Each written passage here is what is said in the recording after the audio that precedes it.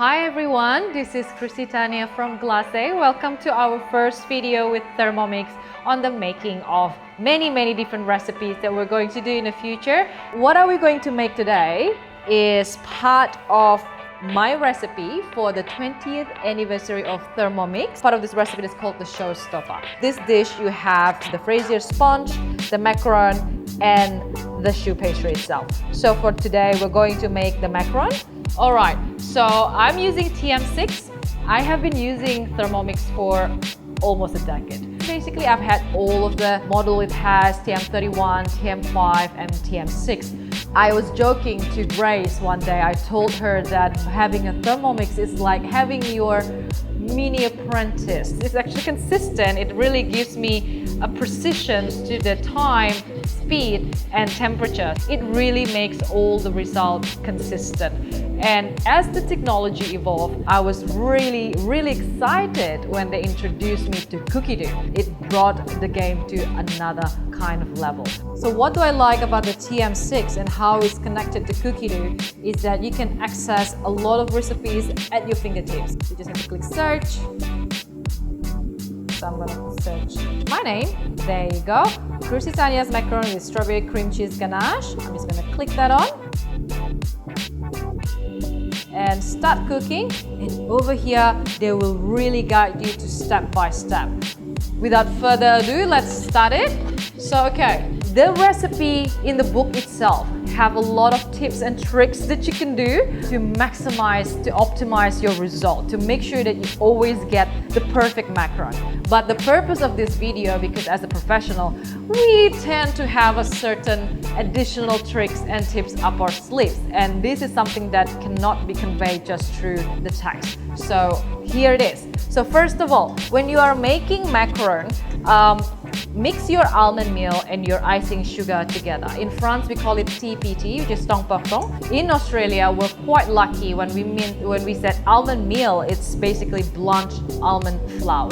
But if you're listening to this video from somewhere not in Australia, make sure that you go to the supermarket, find an almond flour instead of almond meal, because in any other countries, when they refer to almond meal, they basically talk about unblanched one. It's a little bit darker in color and it has the skin on it. It adds a little bit of bitterness to it and it tends to make things a little bit more oily.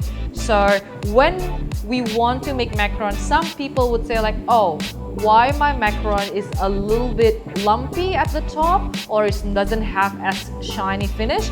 It's because you do not have a very fine texture of almond flour or almond meal.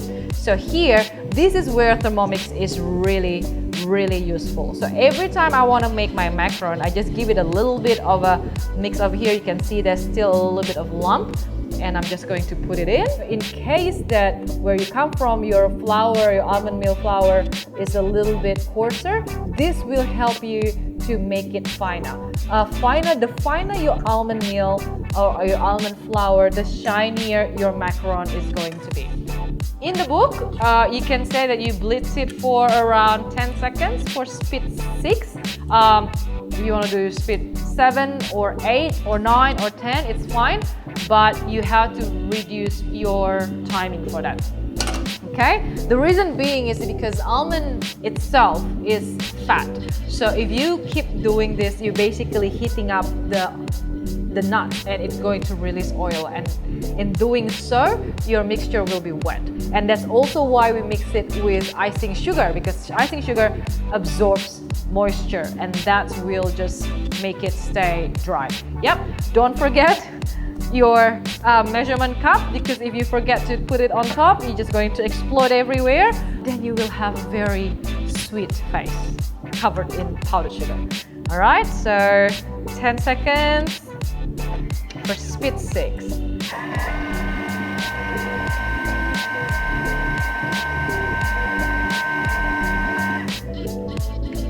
All right, so there we go. A bit. Then you have a really homogeneous, really well blend. A bit of a tips as well, if you like to make macaron, it is worth it for you to blending this in bulk. Yeah, so for example, if the recipe calls for 200 grams of mixture of this, Then you just have to scoop 200 grams of this mixture. So this is it. Transfer back again. Okay. The next one we're going to do is we're going to make meringue in this bowl. If you have another bowl, use the other bowl. But if you're going to just have one bowl, to make sure that you really rinse it very carefully, thoroughly, sorry, because almond meal, like I said just now, is basically fat, and fat, egg white doesn't gel really well. It's really stunted their growth. So I'm just going to give this a quick rinse. In the book, I believe they give you a tip as well to rinse it with hot water and vinegar. You can do so. I'm just going to wash it with hot water. Rinsing. All right, so in the world of pastries, there are 3 different types of meringue. So we have French meringue, which is what I believe most of you do, and also the one that is being written in the book, where you put your room temperature egg whites with sugar and whip it up. And the second one is Italian meringue, where you cook your sugar to around 118 degree, 121 degree. You pour it into whipping egg whites and sort of cooking it along the way. The third one is Swiss meringue. A lot of people use it interchangeably between Italian and Swiss meringue, but Swiss meringue actually where you put egg whites, your sugar in stainless steel bowl like this over a bain-marie, and then you just whisk it. You whisk it into 60 degree temperature, and then after that you transfer it into your stand mixer or your hand mixer and you whip it up. So this arguably in the world of dessert is the most stable one, the one that is we prefer to do, but then you know it's quite labor intensive because you have to make sure you have to hold one hand thermometer and the other one is just keep whisking to make sure it's 60 degrees. So that way we sort of have the shorter way to do it, which is the Italian meringue. Now, if you have a state-of-the-art machine like this, why not do it the best way that you could? So I'm adding this additional step that I know is not really mentioned in the book, but I would like to add a little bit of tips and tricks here in the video that could not be captured, but increase your probability of producing really perfect macaron, okay? So in my bowl, I have room temperature egg whites and caster sugar. I'm just giving it a little bit of a whisk, just to have everything get together. And in your Thermomix, here we go. Then we have this butterfly attachment. So it comes with your Thermomix. This is basically the tool that you use to whip everything all the way inside. Secure everything. All right. The step in the cookie dough in the book here will say 5 minutes for around speed 4. I'm going to add one more step to that. Cook it to 60 degree and bring it to step 4. All right. A little bit there, you can take it off. So while it's whipping, it's gaining volume and also slowly cooking it to at a temperature. So this is going to result in a very, very silky, smooth meringue. So we're going to wait till we reach 5 minutes for this. All right, so we have done 5 minutes, speed 4 at 60 degree, and you can get this kind of consistency. So when I was in France, we have this test to know if you make a good meringue or not by basically putting it on top of your head. If it doesn't fall down, it means that you have a good one. Okay, so just take off the butterfly. Mix it with your mixture in 1/3, okay? So here we go. I'll show it to you. The first 1/3, the thing is that a lot of people when they're doing macaron, they were too careful about it.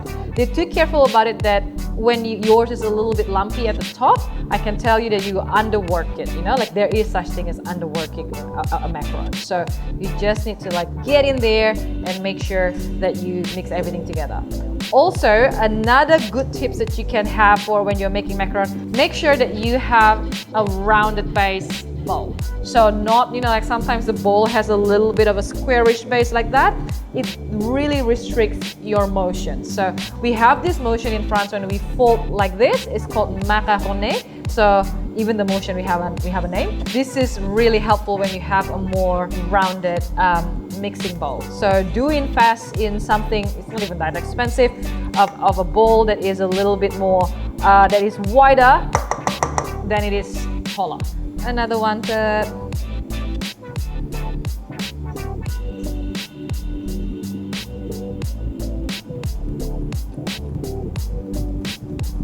Okay, fold, fold, fold, fold, spread, fold, and the final one.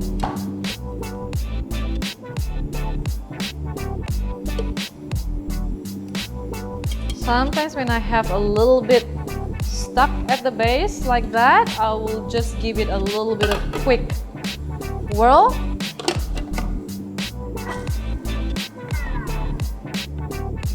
So just by sort of pulsing it and giving it a quick blitz, you splatter, almost like splatter everything underneath to the side, so that it's easier for you to access.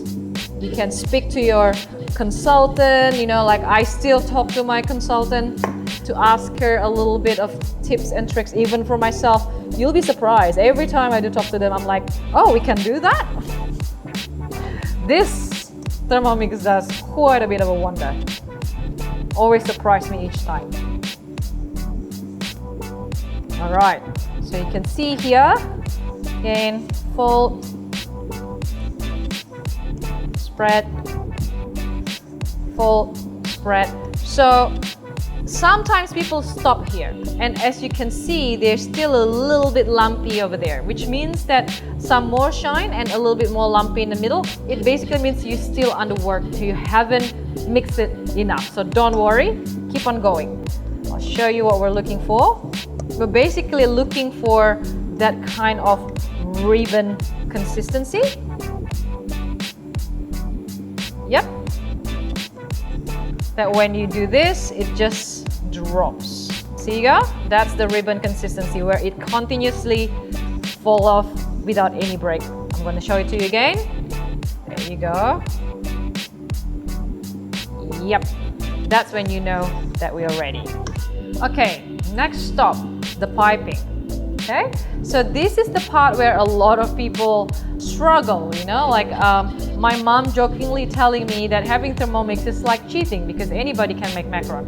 I told her anybody can make macaron mixture with this Thermomix, but we really need to, what I want you to practice is piping, which is really, really important. So the guys at Thermomix has really kindly sent me these piping bags and these silicone mats. So you can find them at the mix shop.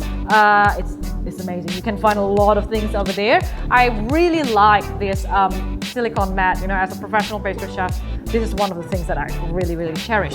So they're quite thick. They're quite thick, and they have really good like they have the numbers over there. You know, like the measurement and even the size of the macarons. I have a large pan, so around 40 times 60. So I'm going to use 2, but this will be perfect for a home size. Yeah. Okay. So the piping bags is a reusable piping bag, so you have that, and they also send you some of the comes with the instruction, and they also send you with a bunch of piping nozzles. So I've done one. Okay, so they basically has the connector to make sure that everything is in place for you. Okay, so it's really easy to clean and it's quite versatile to use. All right, here's the thing. Sometimes people felt like they've lost the battle just by putting the mixture in the piping bag. They said, oh, it's messy, it's really difficult. This is what you do. You basically hold it. I'll do it again. This is what you do. You basically hold it like this and start bringing it down, basically covering your hand. So you're covering the inside of your hand is going to be clean, yeah? So this is what you do. Like this. See, you can even hold it with this hand. Yep. Side.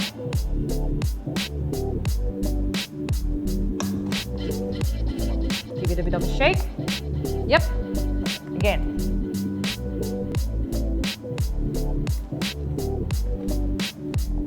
Okay, if you are not very confident with your piping skill, don't fill it too much, okay? So that you have a little bit of control. The bigger the bag, the harder it is to control. So just, yep, pull it up again. Ooh. Okay, okay. All right, this is what you do. So one hand here, the other hand, push it till it all come out, let go. All right, so if you're right-handed, you hold your piping bag like so. The excess, twist it, yeah? Make sure that you are like having the base here so it doesn't grip, okay? Twist it around your finger. This will be the one that holds it. So you have one free hand. So what's the free hand for? The free hand is basically for you to control the pipe. Now we're going to pipe. So remember, your other hand, your dominant hand is holding, your other hand is clasping the top. Whatever you want to do, this is going to be the one that controls the movement. This hand is going to be the one that controls the volume or how much you're going to pipe it out, right? So this mat is really amazing because you already have the circles here that tells you how big it is. Some people did a mistake of starting from the bottom and then go all the way to the top. And what happened is that your shoulder is like, it's just going to, you know, breeze through it, and then it's just going to make a mess of it everywhere. Or sometimes they go all the way from the top, so you are sort of like leaning towards, and then it's a little bit harder for you to control as well. So unless you have a very strong core, speak to your Pilates instructor, you can just start from the middle, all right? Start from the middle part. This way you are standing comfortably and then you have a very good control. Start one, okay? This hand, press. How much you want. Then stop. Stop means like you release this finger, flick. So what happened here, you just stop around like 1 millimeter or 1.5 millimeter before the edge of the circle. This thing is going to spread out eventually. So don't stop right on the line. Stop around 1 millimeter right before the line, okay? I'm gonna do it again. Again, this hand, control the volume. This hand, control direction. Again. Press. Release. Flick. You press it again. Release. Flick. Press. Release. Flick. Yeah? So we're going to continue to do this.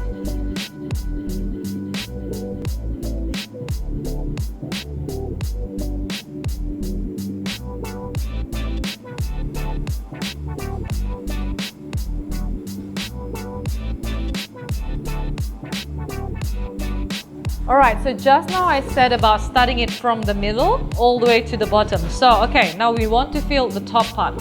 So instead of your body moving forward, turn the tray, okay? So whenever you work in a kitchen, try to make the equipment to work for you, not that your body works for the equipment. So it's going to make your life a lot easier. Okay.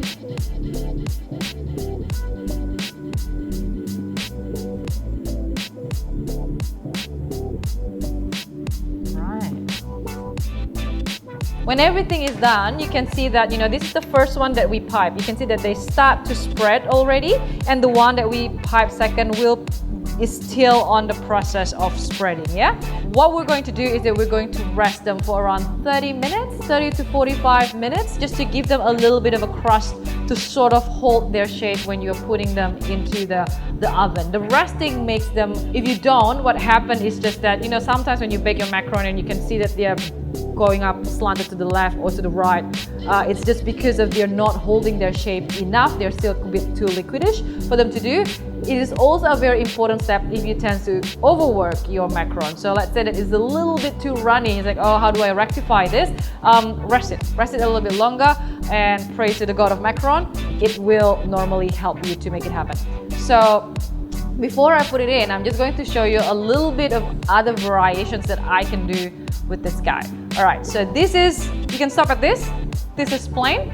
I'm going to put raw sugar.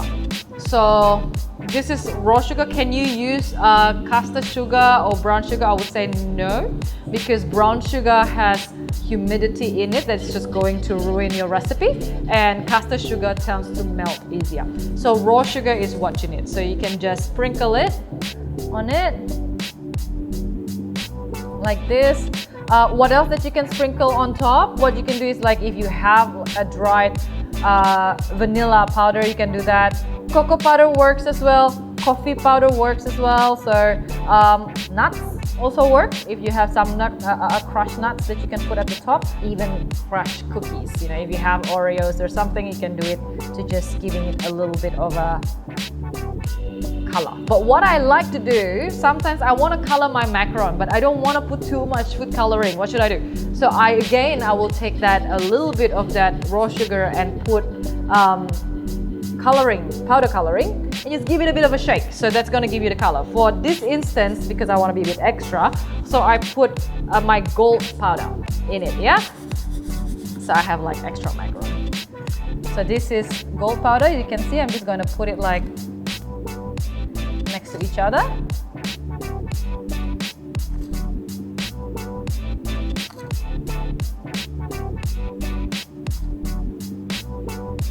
And I have gold fingers.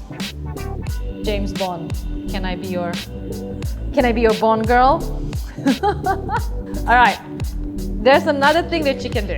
Macaron, if you have a template, you can pretty much follow a lot of different look with it. So you can make it the shape of a heart, you can make it the shape of a cactus or a bear. So for this one, I'm just going to, like, since I already have this rounded part, I was thinking like, hey, it could look like the head of a bear. So you just need to add 2 dots to it and to make it into an ear. Again, this control the volume, this control your direction, yeah? Start from the middle.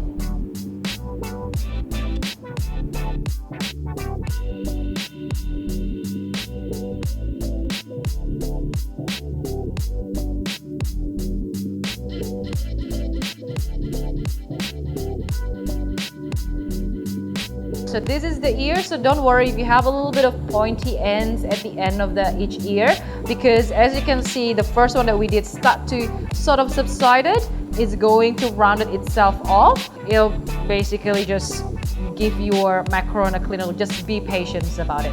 If you have a green mixture, this could be frog face, the ear could be the eyes.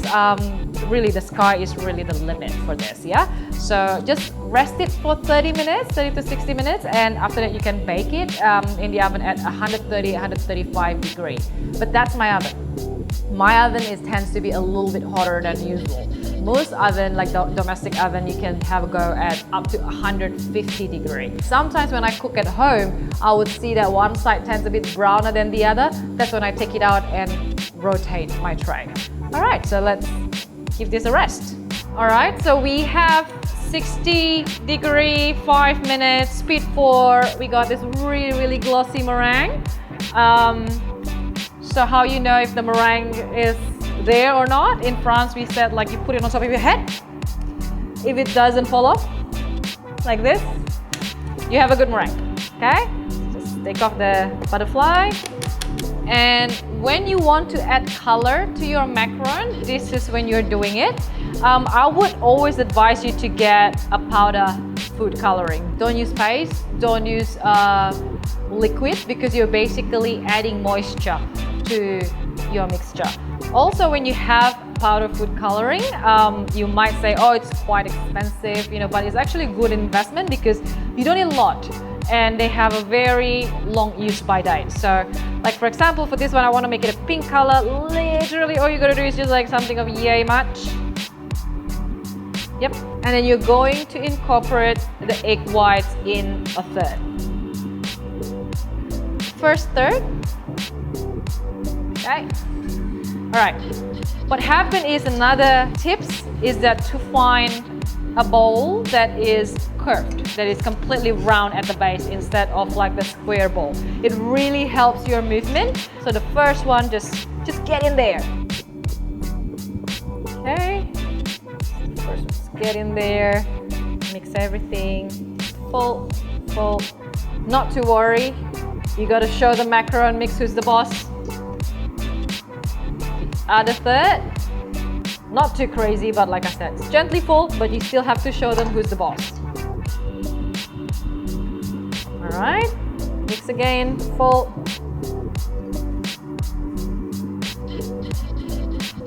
Okay, the last third of it. So, a lot of people tend to stop here, right? So when I would say that it's a little bit lumpy in the middle, that where the shine is not even. Some is lumpier than the other. This is when you still underwork it. Also, when you pull it up like that and it didn't drop in continuous, that means you still underwork the mixture. So don't worry, keep on working this until you reach the consistency. You will hear a lot of book and a lot of cooking recipe will say like fold until you reach ribbon consistency. What is ribbon consistency? Ribbon consistency is when you lift this up and it continue dropping down like that, like a ribbon. It doesn't break basically, see? That's what you're looking for. In the other part of this video, I show you how to make different shapes of macarons, right? So here I'm also going to show you that you can make completely different sizes of macaron. The only thing that you have to remember here though, different sizes means different cooking time. So never put a small macaron with a large macaron in the same tray. It's the same as it's the mistake that a lot of us have done. Sometimes I've done it and I was like, why did I do that? But it's very important to remember, put the same size macaron in one tray. Okay, let me show you how to do a few different shapes this way around, okay? Depending on what is the shape you want, I'm making round. So we have like two different sizes like this. In the previous part, I would have shown you how to make it the regular size. It is best to invest in the silicone mat that has shapes on it. You can buy it from the mix shop. That is a good guide for you to get a consistent shape of macaron because you don't want a smaller size and a bigger size to sandwich together. So that's also the same thing when you want to do a macaron of any other sizes. So there are two ways of doing it. When you have a clean, like sort of like a plain silicone mat like this and a see-through, you can draw this sort of on a piece of paper. I'll show you. To draw it in a parchment of paper. Parchment paper and just lay this on top. Then you can sort of vaguely see where is your line, yeah? So we're going to fill that.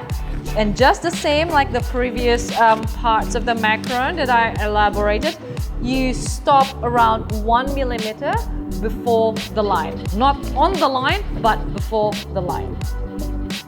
Again, hands in.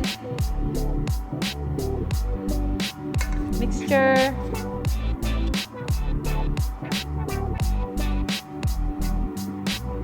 Again, a recap, dominant hand, you close it, right? You can either hold it like this with one hand, twist it around. This hand is gonna control, yeah? So, just keep on squeezing, keep on squeezing. Make sure that you stay on the central. All right, so you just stop right before the end of the line, okay? So that's if you want to do it just flat. There's another way if you want to do it, making it sort of like a scroll. Start in the middle.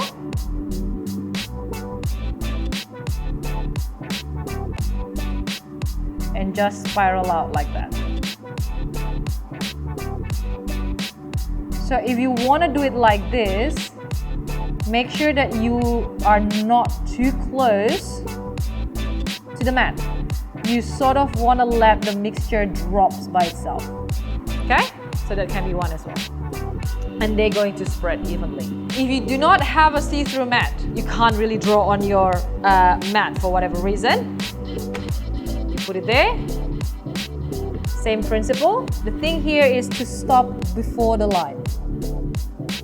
Squeezing. Oh, this is a good exercise.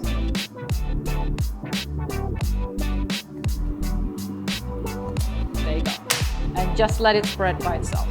Okay? Let me do the same thing again. so that they have a pair.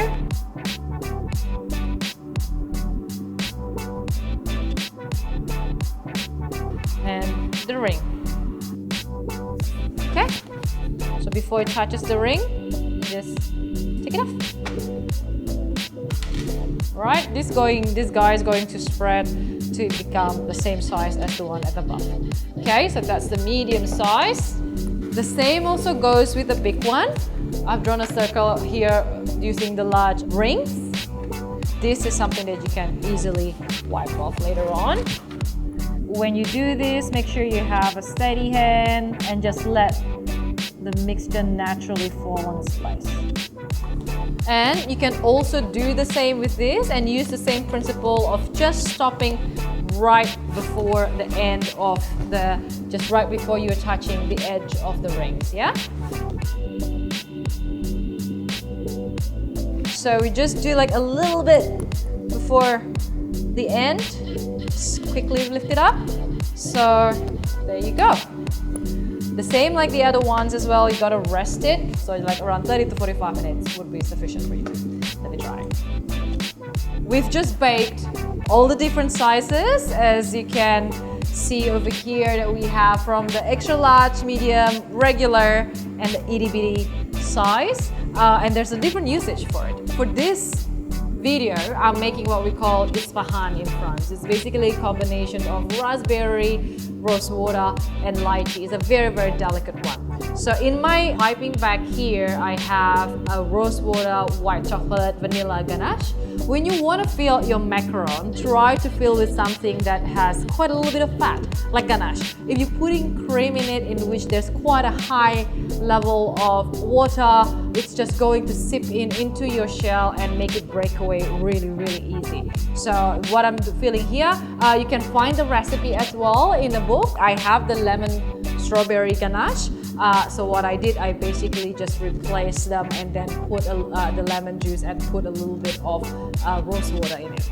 I'm gonna start with the medium one and we're going to move into the larger one. So I'm using a star, the smaller star nozzle over here. Assemble some raspberry first around it. Choose the raspberry of the same size. Make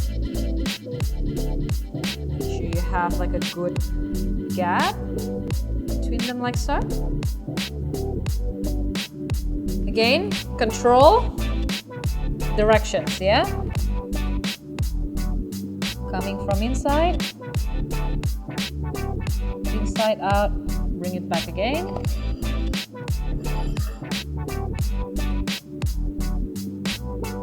Okay. Right. Fill the middle a little bit. And I'll just take some of the tea and lychee.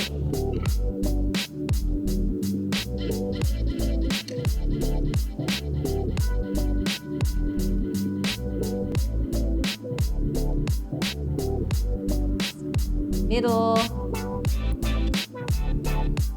Just pack it up. Okay, a little bit more cream.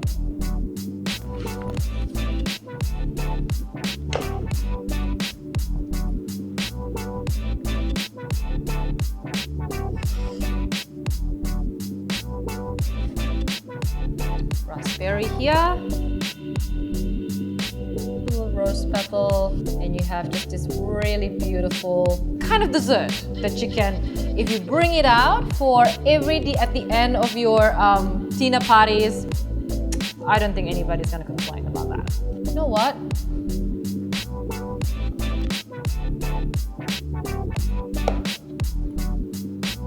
Because I can. Got a tiny little macaron. Right, big one. You can do exactly the same thing with the big one as well, okay? So I'm just going to decorate a little bit. Okay, same thing.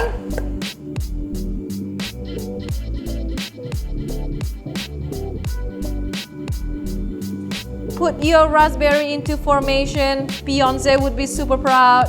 All right, how cute. Make sure that you even them. Get them evenly. Oops, gotta run away. Gotta runner. Same thing. Again. In. Up. In. Up. In. Up. You'll be very good at it eventually. Okay. Okay.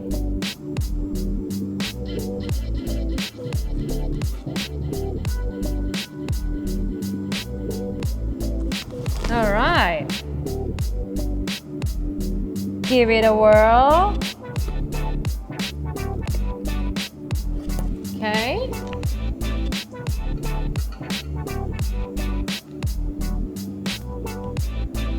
And more lychee. Is one of my favorite fruit. All right.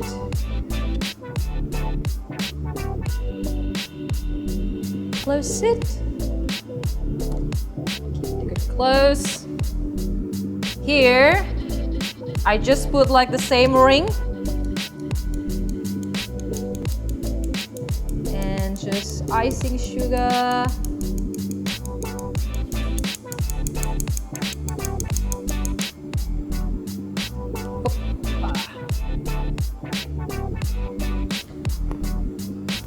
Clean up the mess on the side. Okay, same as well. Couple of that.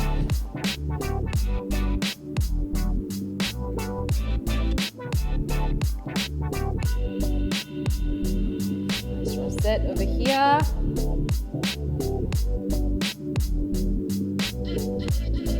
So, yes, another petal. Not.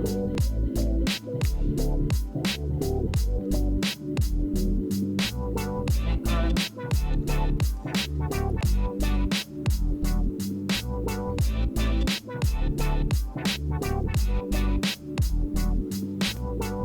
No such thing as too many raspberries.